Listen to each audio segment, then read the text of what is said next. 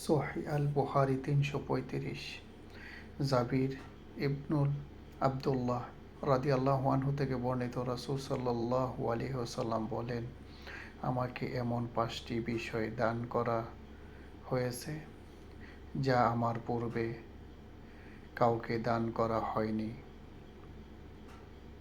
১. আমাকে এমন প্রভাব দিয়ে সাহায্য করা হয়েছে যে ১ মাস দূরত্বে তা প্রতিফলিত হয়। ২. সমস্ত জমিন আমার জন্য পবিত্র ও সালাত আদায়ের উপযোগী করা হয়েছে। কাজী আমার উম্মতের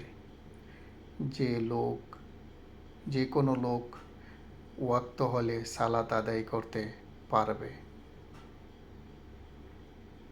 ৩. আমার জন্য গনিমতের মাল হালাল করা হয়েছে যা আমার পূর্বে আর কারোর উপর হালাল করা হয়নি। ৪. আমাকে শাফাআতের অধিকার দেওয়া হয়েছে। ৫.